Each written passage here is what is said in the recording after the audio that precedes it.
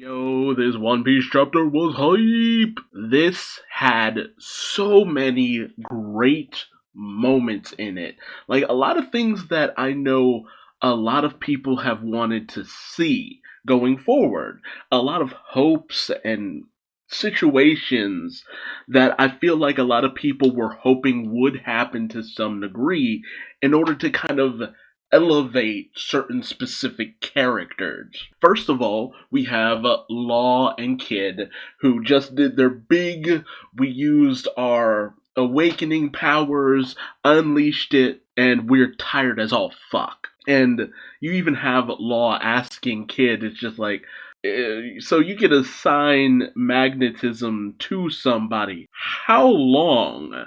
And kids being abstinent and being like, I don't want to tell you all my secrets, but it's very obvious it's not long enough, as Big Mom, after having several giant metal girders slam into her with the force of a boulder fired out of a trebuchet, she just gets right back on up. But it's obvious she's been damaged to some degree, and she chooses her soul pocus spell, which you have a character either choose to live or give her something that she wants, or just make a choice in general. We saw it with Jimbei, where she gave him leave or life. And I think we also saw it with one of, I think Moscato maybe she used her soul focus on. And the trick here is that if you fear Big Mom or you are intimidated by her, she's able to rip your soul out of your body.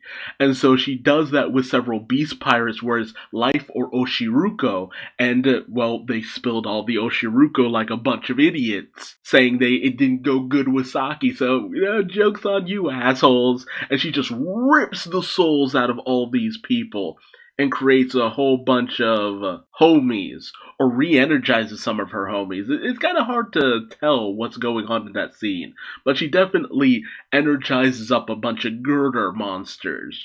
But going a little bit further, she even takes an entire year of her own life to strengthen herself, converting her very life essence into power. That's how pissed off she is. And I always wondered if she could do something like this. It's just like, okay, what would happen if she uses a portion of her own life on herself? I've actually wondered this, because we know that she can do it for creating new homies, specifically homies assigned to her. That's how you have Prometheus, Zeus, Napoleon, Hera. They're all a part of Big Mom. And so she ingests a bit of her own soul, and she becomes even bigger than she was before. And it's basically kind of her way saying, you guys are actually pretty impressive. I mean, she outright says it. I haven't felt this much pain in decades. Trafalgar Law, Captain Kidd, I know that you've come for my throne just like Straw Hat Luffy, so take it if you can. Prove you're worthy of being an Emperor of the Sea. So this is it. This is the ultimate challenge for Kid and Law. And whereas Law's not really interested in that kind of stuff, he's just like, I just want to learn more about history. I don't want to be caught up in this Game of Thrones bullshit. But Kid, he's all for this. He wants to take this bitch down even if it kills him. I mean, it's Kid's goal to take down a Yonko. It's what he's been aiming for this entire time. So he's gonna do what he can, where he can, to finally achieve that goal. Meanwhile, between the negotiation of Drake and Scratchman Apu, of course Drake didn't agree to Apu's terms of joining forces and taking down the victor, because, Drake, despite what a lot of people believe in the One Piece world, he's still an honorable guy, and Straw Hat agreed to an alliance with him, and he kind of took that very seriously. And he took on the job of taking down Apu, so that's what he's gonna do. He's also learned another secret to avoiding Apu's attacks. It's not that just that you have to not listen to his fighting music or anything in order to avoid it. It's also that there's a direct line of sight. He has to visually be looking directly at you.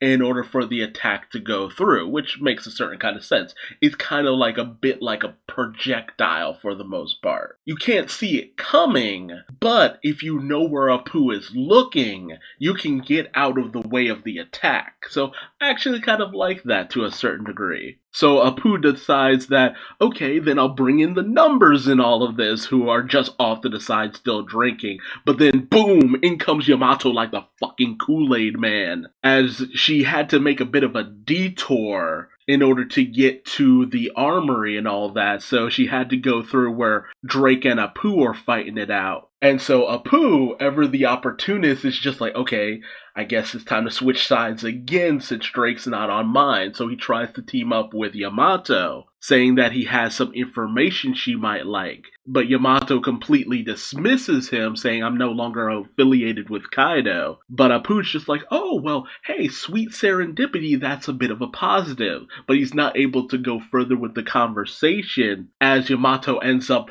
attacking Drake in order to keep him out of her way, because I mean, she was being kind of pursued by the Tobiropo previously, namely Ulti and Page 1, so Yamato knows that they could be a bit of a problem. But then Drake says, I've cut ties with Kaido as well. And so Yamato's just like, oh, sorry, as Yamato bashes through another wall, dropping Drake to the ground, and Yamato just keeps on running, but one of the numbers, Fuga, has for some reason decided to follow Yamato. So I don't know if that ties into the theory that people have had that these three numbers are connected with those samurai that Yamato was locked in with when Yamato was much younger, but who knows? It's very puzzling why this particular number decided to follow Yamato. So that leaves Apu with one number less, but he's still got two numbers on his side, as X-Drake is looking to continue his battle. Meanwhile, because this chapter is packed full of stuff, you have CP0 pursuing Robin and Brook, as several of the minks are doing their damnedest to keep them away from her. Like, the minks are ride or die motherfuckers. They know what's up. It's just like, okay, this person is after Robin. Get her out of here, Brook. Do what you can. And Brook takes Robin, and they go jumping down to a downward floor because Robin does, to a certain degree, recognize them as elite agents. And Robin, of course, knows how dangerous Cypher Pole can be. Then we cut to the real chunky bits of this chapter, as apparently Sanji, while he was running lost in thought, thinking about everything that's been going on with his body, he came across a woman who tries to tell him that she's just a geisha from the flower capital, here to entertain. She's of no danger to him, just hoping that he'd let her go. And next thing Sanji knew, the woman had been struck by something, flew through the air, ended up on the ground, bleeding badly, looking at Sanji with fear in her eyes. And Sanji is just at a loss for whether or not he hit her or not. Just not thinking in the moment. And a lot of the other geisha come in, shooing Sanji away for what he did, saying that as he tries to deny it, but what he doesn't notice is that his eyebrow has shifted its swirling direction. So now his eyebrows, whereas originally they swirled in a different direction than the rest of his siblings, they now swirl in the same direction, thus officially making him genetically Germa. I, for the most part, want to believe that maybe there's some kind of trick here, that maybe Sanji wasn't the one who struck this woman, because there's a lot of shit going down in Onigashima. There's full on the potential that it wasn't quite that, or maybe it might have been that this woman was actually an enemy, and if Sanji had let his guard down, she would have attacked, and his intuition told him that she was an enemy, and that's why he attacked her without really thinking about the fact that he was attacking a woman. But then Queen manages to catch up to him, and Sanji's just kind of lost in his head, just, aghast at what he did, because this goes against just a really deeply ingrained principle within himself.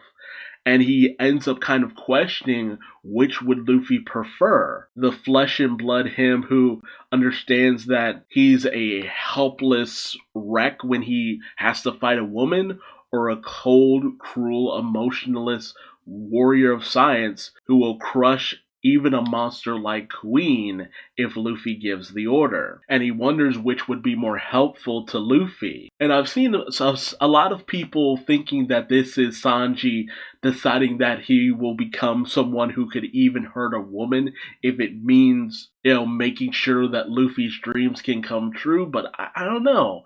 I have a hard time kind of buying that that's the direction that he's going to go in. I know a lot of people weren't vibing with Whole Cake, but, the whole idea behind Sanji's role in Whole Cake was reinforcing the person that he was and how it was accepted by his friends, the only people who really mattered to him, that he was the way he was, that he'd rather cook than fight, that he had a deep soft spot for women and even his family when push came to shove. That's what that moment where the Straw Hats are sailing away and Judge calls out to Luffy, questioning why he would want such a failure who likes cooking and is soft on women and this, that, and the other. And Luffy questions why Judge was listing out all of Sanji's best points. Oda has made it very clear that he doesn't see Sanji's flaws as something that needs to be changed for his friends to accept him. And I think that's the significance of Sanji deciding to take out the raid suit, as he figures that this was the thing that activated the Germa science within him, and he destroys it, which I will admit I am devastated that the raid suit was destroyed. I love that thing. We only got to have it around for 100 chapters. Exactly. Introduced in chapter 931. I'm like, no! It was so cool though, man! Disappointment. But Sanji continues to reject the whole Germa thing, as he wants to finish this fight as himself for as long as he still is himself. Although I gotta admit, Sanji with his eyebrows swirling that particular way with his hair parted, it just gives me those classic Sanji vibes from back in the day. Like, damn, was this the foreshadowing we had all that time ago? And I have finally grown accustomed to his weird eyebrow game. Now to finally have it back the way it used to be, it just, oh no, I'm kind of pleased by that on a personal degree. But he calls up Zoro as he actually hit a transponder sale, a Denden Mushi, in Zoro's Hakuma, or his belly wrap or whatever, as a way of just, if Zoro got into like some serious shit, he could hit somebody up. And Sanji just lays things out. The battle is coming to an end. He's genre savvy enough to know that we're in the climax of this story. We're about to finish off the Beast Kingdom pirates. But when all's said and done, and he tells Zoro this in confidence, if I am not in my right mind, if I'm not the person I usually am, I want you to kill me. I want you to end me. And, that's kind of the thing. That's what makes me think that him no longer being the perverted cook he's always been would be considered a bad thing in terms of this, because that wouldn't be who he's been all this time. It's one thing if he makes a conscious decision to deviate from that path, but if it comes about because of the raid suit, that's not going to be a good thing. And Zoro just takes it as, okay, well, at least after all this I have something to look forward to. Just don't die before then. And Sanji says thanks, and it's actually kind of a sweet little moment between the two of them. And then Sanji apparently is able to go invisible even without the raid suit, as you get the sound effect of when someone goes invisible, like when Sanji first used the raid suit and when Shiryu and Absalom go invisible and all that, and then he disappears in front of Queen and he's instantly able to activate his hell memories and just decimates Queen with one brutal attack. So Sanji is not fucking playing around. Sanji's really serious. He's really ready to just be done with this. This whole entire fight has just been bringing up a lot of bad memories and thoughts and feelings and emotions out of him. So Sanji's burning the hottest he ever has. And unfortunately, we're on break next week. But yeah, man, dude, I gotta tell you, I know Sanji's gonna win this fight. There's no ifs, ands, or buts about it. But I don't know. Well, it would be less problematic if Sanji weren't as perverted as he used to be. Losing that part of Sanji who wouldn't even hit a woman, that part of him, I don't mind it so much. The perversion, I could do without. But his chivalrous nature, while I'm not the biggest fan of that in characters, it's just been such a part of him. And I got to a point where I feel like it's a justifiable thing for him because he had such a great relationship with his mother, with his sister, and Zeph told him never to harm a woman. His pathos makes a lot of sense. Not his womanizing, but that pathos kind of makes a lot of sense for him. At least to me. So losing that aspect of him, I don't know how I feel about that. But it won't be a deal breaker. I still love Sanji. Sanji has always been one of my favorite characters. It's just like a lot of people have the who's better, Zoro or Sanji debate. It's just like I like them both for equally different reasons. I think there are so many times when they're just the coolest fucking characters around that don't make me choose. I will dual wield them in second place for all of eternity. But I'm wondering if we're going to see a showdown of CP0 versus Robin and Brooke, if more Straw Hats are going to come in and fight these two guys off, which it's weird that it's only two of them, because I know there were three members of CP0, unless they're pulling a pincer maneuver where the other one is just coming from the other side to get to Robin and Brooke. Because Robin had her big showdown, but I'm wondering, a lot of people have been theorizing that, the three members who have never taken on a CP9 agent, although Jinbei has, technically now. So maybe it'll be Brooke, Robin, and Frankie? It's hard to say. Because Yamato has their own mission, so they won't be involved.